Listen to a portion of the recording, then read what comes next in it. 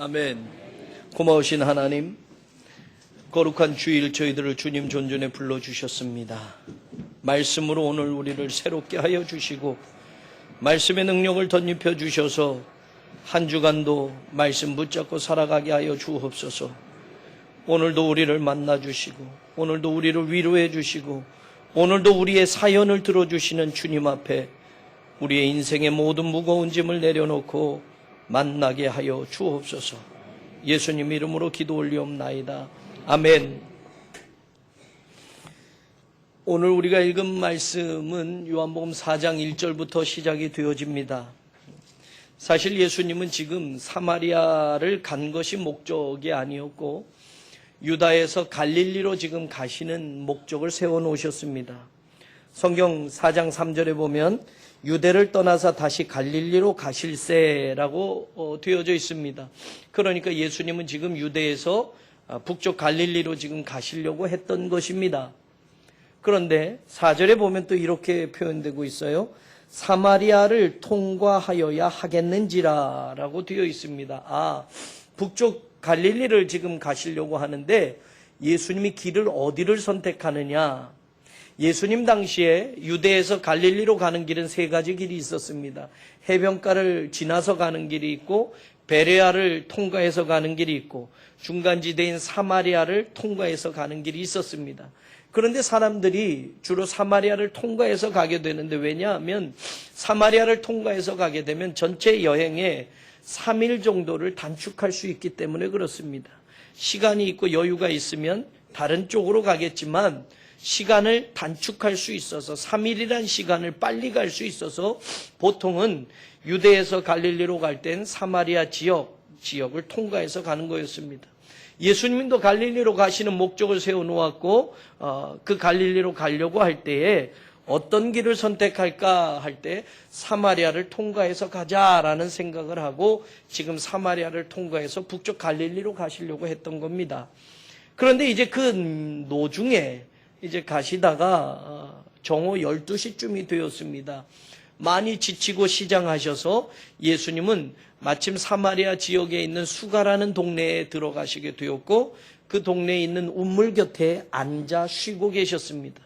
같이 동행했던 제자들은 예수님과 함께 점심거리를 이제 먹기 위해서 마을로 들어가서 이제 점심거리를 사러 들어갔습니다.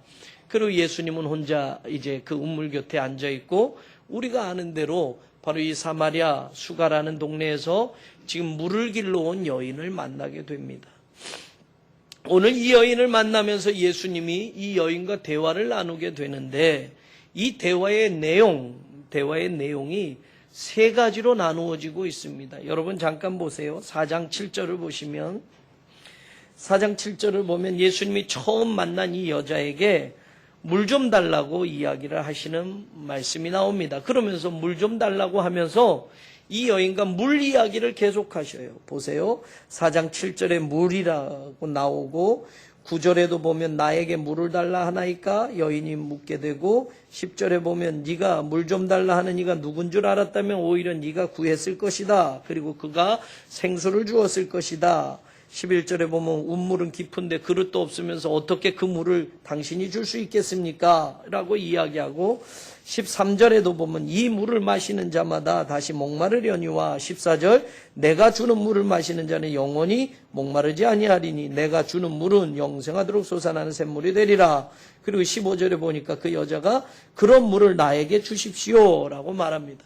여러분 우리가 읽은 그 4장에 있는 내용 앞에 나오는 것을 보면 7절부터 15절까지 긴 절을 예수님과 이 여인이 대화를 나누는데 물에 대해서 이야기를 하고 있어요. 물 좀 달라. 왜 물 달라고 합니까? 나를 알았다면 네가 오히려 그 물을 달라고 했을 것이고 그 물은 생수가 될 것이다. 이 물을 먹으면 영원히 목마르지 않을 것이다. 그럼 나에게 그 물을 좀 주십시오. 내가 다시 목마르지도 않고 내가 다시 물 길러 오는 수고도 안 하게 그 물을 좀 주십시오. 여기까지 물에 대한 대화가 쭉 나오고 있어요. 네. 그런데 갑자기 16절에서 보면 물에 대한 대화가 이제 남편에 대한 이야기로 바뀌고 있습니다. 16절에 보면 그 말을 하던 예수님이 갑자기 네 남편을 그럼 데리고 와라, 불러와라 라고 말합니다. 그러니까 여자는 남편이 없습니다. 남편이 5이나 있었는데 지금 있는 남편도 그럼 네 남편이 아니니 네 말이 맞다. 이렇게 하시면서 여러분 오늘 16절부터 18절은 또 이 여인과 남편에 대한 이야기를 나누고 있어요. 그러다가 갑자기 또 19절에 보면 여러분 보세요. 20절에 보면 우리 조상들은 이 산에서 예배하였는데 예배할 곳, 또 21절에 예배할 때 알지 못하는 것을 예배하고 22절에 예배하노니 아버지께 참되게 예배하는 자들은 영과 진리로 예배할 때가 온다. 예배하는 자들을 찾으신다. 영과 진리로 예배할지니라. 지금 또 보면 대화의 내용이 19절부터 24절에 보면 예배라는 단어가 계속 나오면서 이 여인과 예배에 대한 이야기를 나누고 있어요. 그리고 마지막에 메시아를 우리도 기다리는데 그녀가 말합니다. 메시아가 오시면 다 가르쳐 줄 걸로 우리는 믿고 있습니다. 그러니까 예수님이 내가 바로 그다라고 이야기해요. 내가 바로 메시아다라고 말합니다. 그리고 그녀와의 대화는 여기서 끝납니다. 마침 동네로 먹을 걸 가지러 갔던 제자들이 들어와요. 그러면서 어떻게 예수님이 사마리아 여자하고 대화를 나눌까 의아하게 생각을 하면서 이제 제자들과 하는 내용이 나와요. 뭐 양식에 대한 내용, 추수에 대한 내용이 나오는데 오늘 이 예수님과 대화를 나눴던 이 여인이 물동이를 버려두고 동네로 들어가서 외치는 말이 오늘 우리가 관심 두어야 할 말입니다. 오늘 성경을 보시면 28절에 보세요. 여자가 물동이를 버려두고 동네로 들어가서 사람들에게 이르되 내가 행한 모든 일을 내게 말한 사람을 와서 보라. 이는 그리스도가 아니냐 하니 그 다음 반응이 중요해요. 30절. 그들이 동네에서 나와 예수께로 오더라 라고 되어 있어요. 그 다음에 여러분 39절 우리가 읽은 말씀에 39절로 가서 보면 여자의 말이 내가 행한 모든 것을 그가 내게 말하였다 증언하므로 그 동네 중에 많은 사마리아인이 예수를 어떻게 했다? 믿는지라. 그 여자가 내가 행한 모든 일을 나에게 말한 이 사람을 나와서 좀 보시오. 이 사람이 바로 메시아예요. 얘기하니까 동네 사람들이 우르르 나왔어요. 그리고 그녀가 말한 모든 내용을 듣고 나서 많은 사람이 예수를 믿었다라고 성경은 나와 있어요. 그리고 더 나아가서 그 사람들의 사마리아 사람들의 반응이 나오는데 40절에 보면 사마리아인들이 예수께 와서 자기들과 함께 유하시기를 청하니 거기서 이틀을 유하시며 41절 예수의 말씀으로 말미암아 믿는 자가 더욱 많아 그 여자에게 말하되 이제 우리가 믿는 건 네 말로 인함이 아니니 이는 우리가 친히 듣고 그가 참으로 세상의 구주신 줄 알미라. 처음에는 그녀가 와서 전해주는 내 인생의 모든 이야기를 알고 계셨던 그분을 만났는데 당신들도 좀 와서 만나시오. 그분이 메시아인 것 같소라고 하니까 사람들이 막 몰려왔어요. 그리고 그녀의 말을 다 듣고 예수를 믿었어요. 그리고 그들이 또 예수님을 청해서 이틀 더 유하고 우리에게 말씀을 전해 주십시오 해서 예수님이 이틀을 유하고 거기에서 말씀을 전해주고 그 다음에 사람들의 반응이 이제 우리가 믿는 건 당신이 우리에게 해준 말 때문에 믿는 게 아니라 우리에게 직접 가르쳐 주신 그 말을 믿고 우리가 바로 저분이 메시아인 것을 우리가 알게 되었다라고 확인하고 있습니다. 그러면 오늘 저는 여러분에게 묻습니다. 이 여인이 예수님을 오늘 만나서 갑자기 변했던 것, 이 여인이 예수님을 만나서 어떻게 예수님이 자신들도 기다렸던 사마리아 사람들도 모세오경을 믿어서 기다렸던 메시아라고 확신할 수 있었을까? 그녀의 말을 들여다보면 그녀가 그렇게 말한 거예요. 내가 했던 모든 일을 나에게 말씀해 주신 이분이라고 말하고 있어요. 내 인생에 지나온 삶을 나에게 오히려 다 말하신 이분을 당신들도 와서 보십시오. Come, 오시오 and see a man. 이 남자를 좀 보십시오. Who told me everything I ever did. 내가 지난날 내가 했던 모든 삶의 자리에 모든 이야기를 다 오히려 나에게 말해주고 알고 계신 이분이 메시아가 아니겠습니까? 라고 그녀가 외쳤다라는 거예요. 그러면 우리가 다시 돌아가면 그녀와 예수님의 대화가 물에 대한 이야기를 나눴고 남편에 대한 이야기를 나눴고 예배에 대한 이야기를 나눴는데 그녀는 어떤 대목에서 예수님에게 마음의 문을 열어놓았고 어떤 대목에서 예수님을 메시아라고 확신할 수 있었을까? 오늘 본문으로 다시 돌아가면 여러분 9절로 가서 보면 4장 9절에 보면 그녀는 예수님을 처음 만날 때 어떻게 보냐면 유대인으로 보고 있어요. 4장 9절에 보면 사마리아 여자가 이르되 당신은 유대인으로서 어찌하여 사마리아 여자인 나에게 물을 달라 하니까. 여러분 당시에는 유대인과 사마리아 사람들은 상종하지 않았어요. 사마리아 사람들은 역사적으로 아시다시피 이스라엘 족속이 아수르에 멸망하면서 아수르 족속이 이스라엘 사람들을 끌고 가고 또 아수르 족속들을 이스라엘에 정착시키면서 혼혈 정책을 썼어요. 사람을 섞었단 말이에요. 그래서 유대인이 이방 민족들과 결혼을 하게 되면서 혼혈아가 나게 돼. 그들이 바로 사마리아 사람이에요. 그러니까 아브라함의 혈통을 중요시하는 유대인들은 이방 민족들과 피가 섞인 사마리아 사람들을 완전히 취급을 하지 않았어요.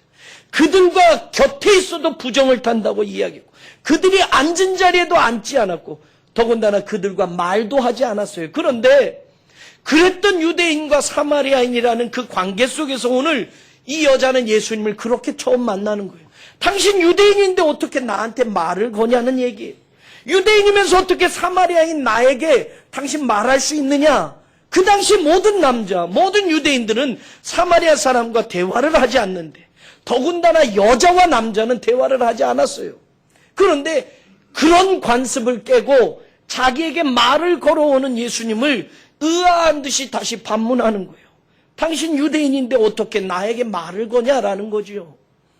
그런데 그 예수님과 대화를 나누면서 그녀는 그냥 유대인 청년, 유대인 어떤 남자로 보는 게 아니라 이분은 선생이구나 라는 생각을 합니다. 당시의 이야기는 랍비라고 고백을 하게 돼요. 11절을 보세요. 그녀가 예수님에 대해서 이렇게 고백합니다. 여자가 이르되 주여 물기를 그릇도 없고 우물은 깊은데 어디서 당신이 그 생수를 얻겠습니까? 예수님에 대해서 여전히 유대인으로만 보는 게 아니라 무언가 좀 알고 계시는 선생으로 예수님은 인정하는 거예요. 주여라는 말은 우리가 고백하는 구세주라는 뜻이 아닙니다. 선생이여라고 말하는 거예요. 예수님을 조금 더 높여서 보게 되고 있어요. 15절도 마찬가지예요. 예수님이 하시는 말씀을 들으면서 생수를 주겠다고 하시고 그 물을 먹으면 영원히 목마르지 않을 것이라는 말을 들으니까 그녀가 예수님을 다시 주라고 이야기하면서 그럼 주님, 선생님 나에게 그런 물을 좀 줘서 나도 목마르지 않고 나도 다시 여기에 물을 길러 오지 않게 좀 해주십시오 라고 말합니다. 그러자 예수님이 그녀에게 남편을 데려오라고 하지요. 그러니까 그녀는 말합니다. 난 남편이 없어요 라고 말합니다.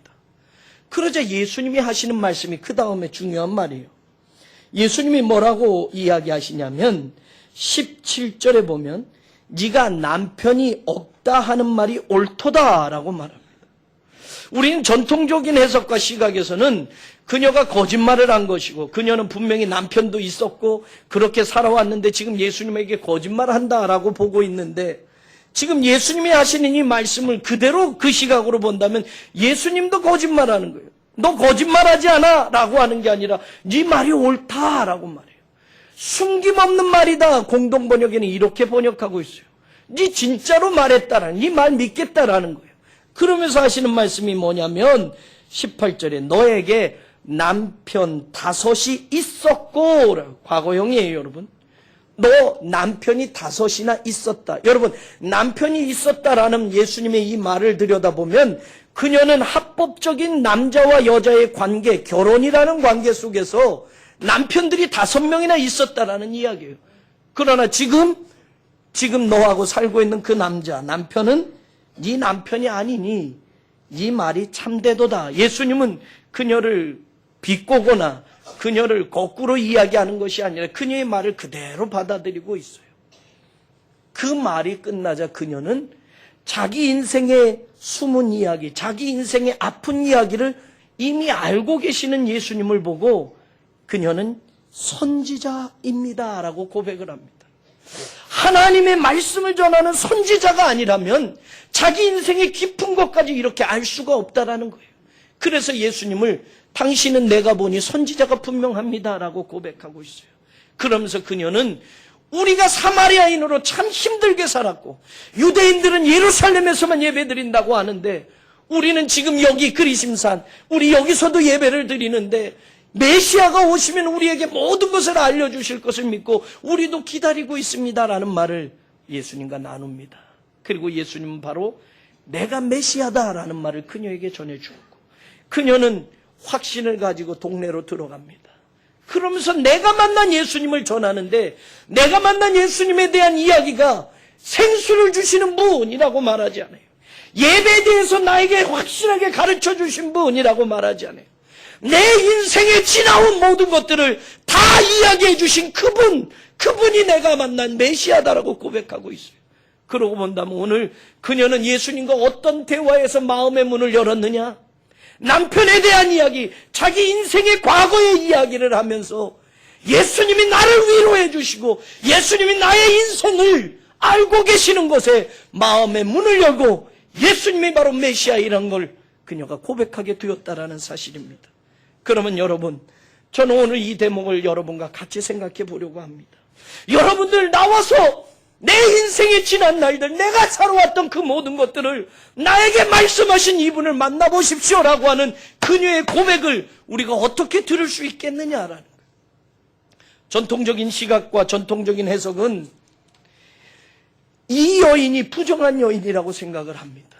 이 여인이 음탕한 여인이라고 생각합니다. 남자를 5명이나 바꿔치기 하면서 지금 있는 남자도 자기 남편이 아니라고 거짓말하는 정숙하지 못한 여인이라고 우리가 보고 있습니다. 이거는 우리들의 사고, 우리들의 문화로 들여다보는 거예요. 당시의 문화, 2000년 전의 관습, 2000년 전의 그 생활로 들여다본다면 우리 쉽게 그녀에게 손가락질할 수 없습니다.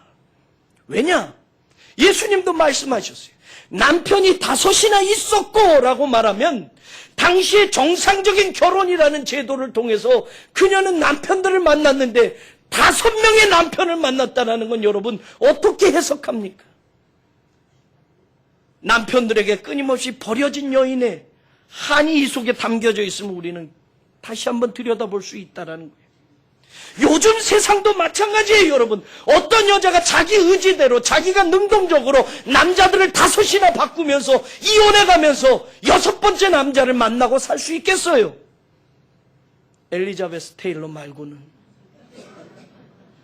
왕비로 태어나서 큰 권력을 가진 사람 말고는, 돈이 엄청나게 많아서 그렇게 사는 영화배우들 말고는 정상적인 삶의 자리에서 능동적으로 한 여인이 남편을 5이나 자기가 주관적으로 바꾸면서 이혼하면서 사는 경우 요즘 세상에도 힘든 일이에요. 낮에 12시에 물을 길러 왔다고 전통적인 해석은 그러죠. 남들 안 보는데 대낮에 물 길러 왔다고요. 물이 떨어지면 물을 대낮이든 밤이든 아침이든 길러야 돼요. 그건 말이 안 돼요. 다른 번역본으로는 예수님의 말이 네가 남편이 없다고 하는 말 숨김없는 말이다라고 예수님이 그렇게 번역해주고 있어요. 너는 바른 대로 말하였다라고 예수님이 말씀하고 있어요. 그럼 이 말을 예수님이 비꼬는 것이냔 말이에요. 거짓말하고 있고 남편이 있었는데 없다고 하는 여자에게 숨김없이 말했다, 바른 대로 말했다라는 것 예수님이 거꾸로 비꼬아서 하는 말인가? 아니에요. 그녀의 인생을 누구보다도 내가 잘 알고 있다라고 지금 예수님이 위로해 주는 말이에요. 남편 5이나 있지만 그들에게 버림받은 이 인생을 내가 안다라고 하는 거예요, 여러분. 요한복음 8장에 간음하다 붙잡힌 여자가 등장합니다. 간음은 혼자 하지 못하잖아요. 그런데 성경에 남자는 등장하지 않아요, 여러분. 간음이란 것으로 정죄가 되었다고 한다면 그 남자도 정상적인 관계에서 그 여자와 간음한 것이 아니에요. 그런데 성경에는 남자는 나오지 않아요. 남자들이 간음한 여인을 현장에서 끌고 옵니다. 그리고 저마다 돌 하나씩 들고 와요. 왜? 돌로 쳐서 죽이려고. 그게 그 당시의 관습이고 그 당시의 법이니까. 간음하다 잡힌 여자, 간음한 여인은 돌로 쳐서 죽이는 거예요. 그러니까 예수님을 시험해 보려고 그 여자를 끌고 왔어요. 남자는 등장하지 않아요. 예수님에게 물어요. 모세의 법대로 한다면 간음하다 지금 현장에서 증인들도 있으니까 이 여인 당연히 돌에 맞아 죽어야 되지 않습니까? 유대인으로 율법을 지켜야 되니까 예수님도 어떻게 해야 할까? 성경에 보면 예수님 말없이 땅바닥에다 글을 씁니다. 뭐라고 썼는지는 알 수 없지만 그 다음에 하시는 말씀이 죄 없는 자가 돌로 치라라고 말해요. 그 말에 모든 사람이 돌을 버려두고 떠나니라. 가늠하다 붙잡힌 여인과 예수님만 남았어요. 너를 정죄하던 사람은 어디 갔느냐? 돌을 들어 너를 죽이려고 했던 사람은 어디 갔느냐? 그러면서 예수님이 그녀에게 다가가서 나도 너를 정죄하지 아니하노니 이제 가서 죄를 짓지 말아라. 어떤 사연인지 모르지만 예수님은 무조건 그녀가 죄인이고 그녀가 잘못했다고 이야기하지 않고 그녀의 인생을 보듬어 주셨어요. 나도 너를 정죄하지 않아. 끝없는 사랑으로 그녀를 안아주셨어요. 용서해 주셨어요. 이해해 주셨어요. 오늘 사마리아 여인에게도 마찬가지입니다. 남편이 없어요. 이 말이 맞아. 다섯이라는 남자, 다섯이라는 잘난 남편들이 있었지만 지금 있는 남자도 네 남편이 아니다. 네가 말한 거 정말 맞는 말이구나. 숨김없는 말이구나. 예수님 당시는 남성 중심의 사회였습니다. 우리가 상상하는 것 더 넘어서 여자들은 엄청난 차별을 받고 살았어요. 21세기 오늘 우리 시대에도 여자들이 차별받지 않습니까? 남자보다 더 똑똑해도 직장 생활하는 게 남자보다 불리한 조건에서 하고 있는 것도 사실 아닙니까, 여러분? 사람을 셀 때도 숫자에도 들어가지 못했던 사람들이 여자들이에요. 만약에 전통적인 견해처럼 창녀 같은 여인이었다고 한다면, 이 여자가 음란한 여자였다고 한다면, 그래서 자기 마음대로 남자들을 바꿔치기 하면서 6번의 남자를 만나면서 살아왔다고 한다면 남편이 5이나 있었다라고 하시는 예수님 말씀이 틀린 겁니다. 어찌됐건 그녀는 합법적인 제도 아래서 5명의 남편들과 살았던 것이 사실입니다. 그러면 남편과 아내의 관계가 사라질 수 있는, 무효가 될 수 있는 사유는 이혼하는 것밖에 없었어요. 예수님 당시에도 마찬가지입니다. 그래서 마태복음 5장과 마가복음 10장에 보면 남자들이 예수님에게 와서 물어요. 누구든지 아내를 버리려거든 이혼 증서를 줄 것이라고 모세의 율법에 되어져 있지 않습니까? 라는 거예요. 모세는 이혼 증서를 써주어 버리기를 허락하지 않았습니까? 라고 예수님께 따지는 거예요. 남자들 중심이었어요. 내가 이혼 증서 써주면 지금 아내 내가 버릴 수 있는 거 아닙니까? 예수님에게 따진 거예요.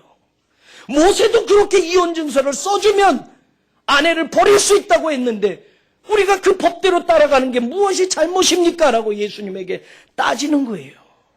다시 말하면 이혼이라는 것은 당시 사회 구조 속에서 여자가 남자에게 요구할 수가 없었어요. 남자가 능동적으로 여자를 버리는 거예요. 첫 남자에게 버림받고, 어떤 사연인지 모르지만 둘째 남자에게도 버림받고, 셋째, 넷째, 다섯째 남편에게도 버림받고 지금 6번째 남자와 살고 있어요.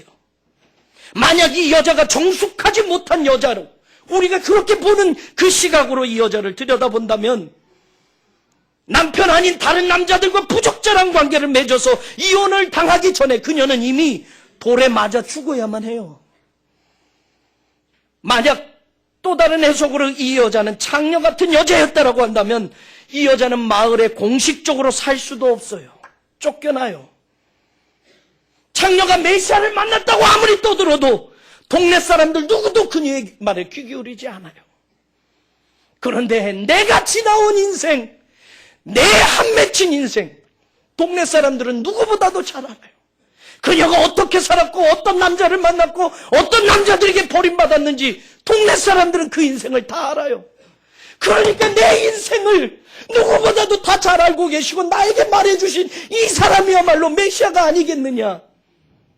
동네 사람들에게 이야기할 때 동네 사람들은 관심 갖고 예수님에게로 나오는 거예요.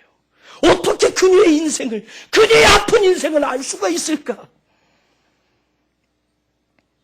당시의 사회가 모든 부분에서는 여자는 남자와 동등한 대우를 받지 못했습니다.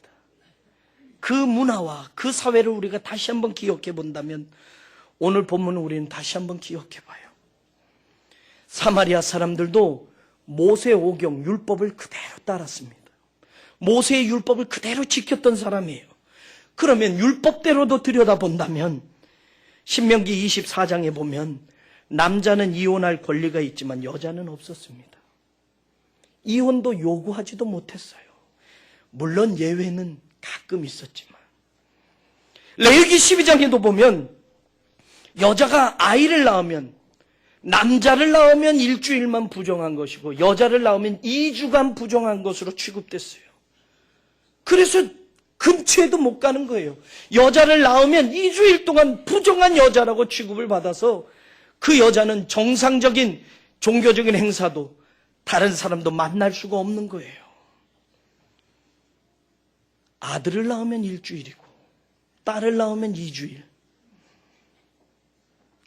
신명기 22장에 보면 결혼할 때 남자는 총각이냐 아니냐 말도 안 해요. 동종 문제는 거론되지 않습니다. 그러나 여자가 처녀가 아니다라고 하면 남편이 고발할 경우 시민들이 돌로 쳐서 죽일 수가 있었어요. 여자가 불리해요, 여러분.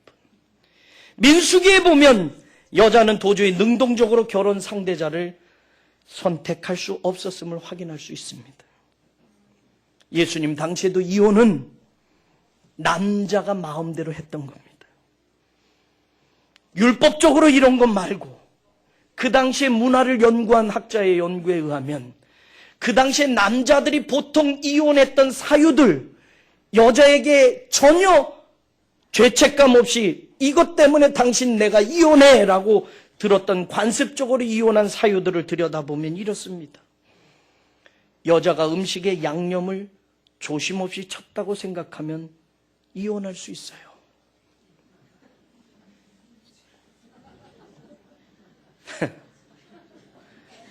남편들이 11조를 내지 않은 음식을 먹게 하면 남자가 이혼을 요구할 수 있어요.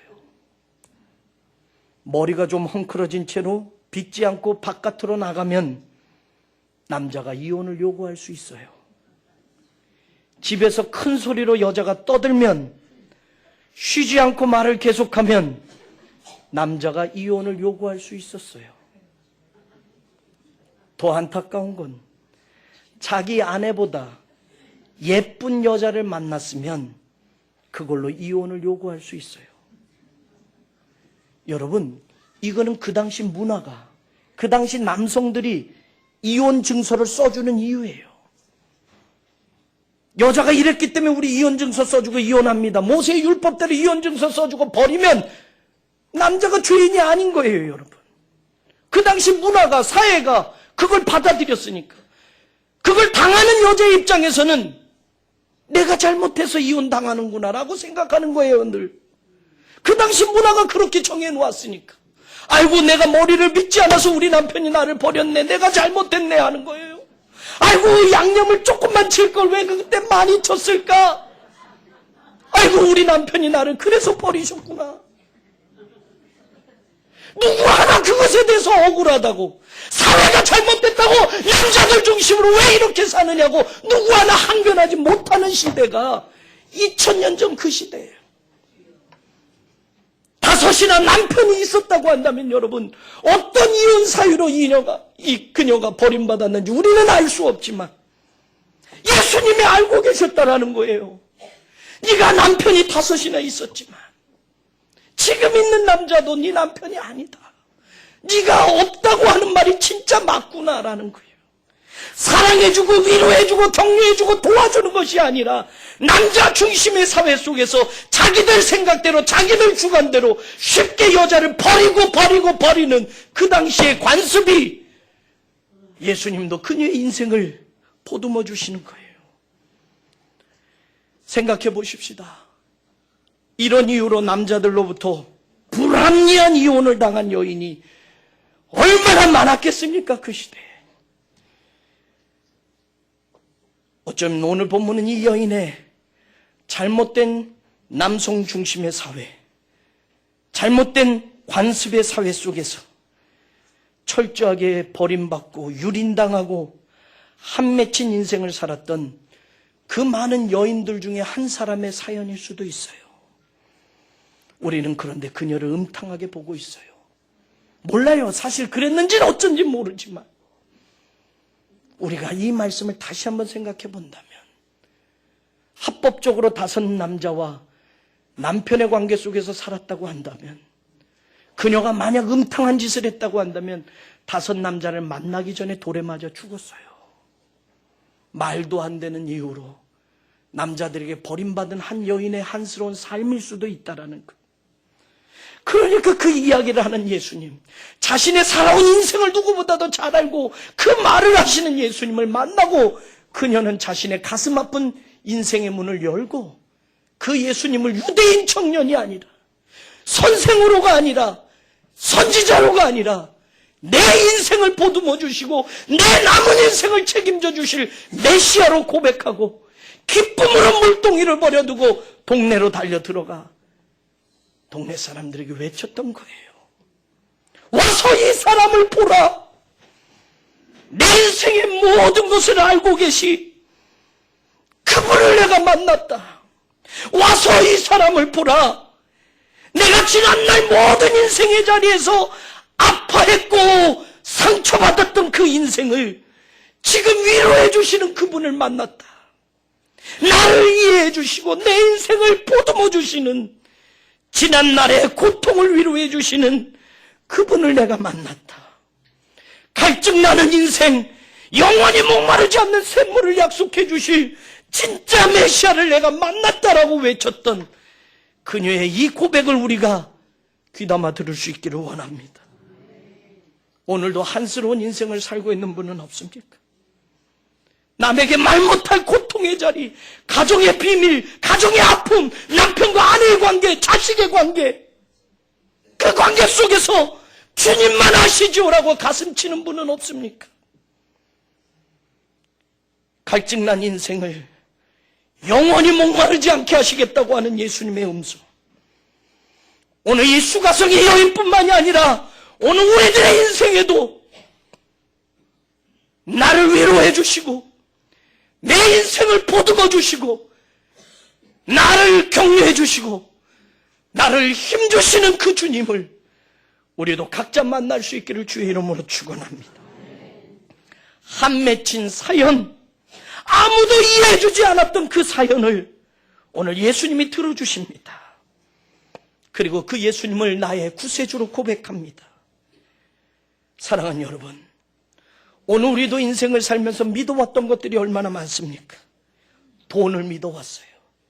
그런데 그 믿었던 돈이 어느 순간 다 사라져버려요. 명예 믿고 살아왔어요. 그러나 그 명예가 곤두박질 치는 경우가 얼마나 많습니까?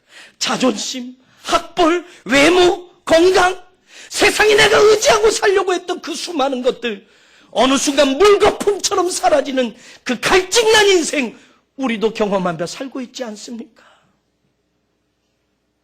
어느새 내 몸이 이렇게 늙어서 병든 인생이 되었다. 내 젊음이 어디 갔느냐라고 하지 않습니까? 사회에서 한동안 유명했던 사람으로 살았는데 그 유명한 것은 인기, 그 모든 것들은 물거품처럼 사라져버리지 않았습니까? 사랑하는 여러분, 이 세상 어느 것도 우리의 영원한 힘이 될 수 없음을 기억하기를 원합니다.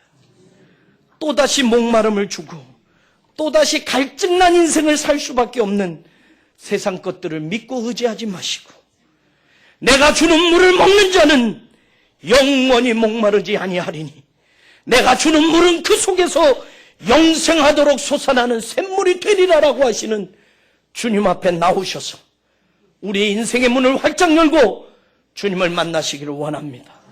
그리고 우리 또한 그녀처럼 와서 보십시오, 내가 만난 주님이 이런 분입니다라고 물동이를 버려두고 외칠 수 있는 그런 복된 인생의 주인공들이 되기를 원합니다. 어떤 아픈 인생이든지 어떤 상처난 인생이든지 주님께서 보듬어 주시고 싸매어 주시고 고쳐주셔서 하나님의 거룩한 자녀로 우리를 세우실 것을 믿고 오늘도 주님 앞에 서는 우리 모두가 되기를 주의 이름으로 축원합니다. 고마우신 하나님, 말 못할 고민을 가지고 삽니다. 말 못할 비밀을 안고 삽니다. 얼마나 가슴 아프게, 얼마나 가슴 미어지게. 수가성의 이 여인처럼 주님 만나 모든 인생의 짐 내려놓고 나를 위로해 주시는 주님 앞에 고백하는 우리들 되게 하여 주옵소서. 남은 생애가 다시 목마르지 않게 하시고 주께서 약속하신 영생의 샘물이 우리 속에서 솟아나는 하나님의 거룩한 자녀로 살게 하옵소서. 예수님 이름으로 기도합니다. 아멘.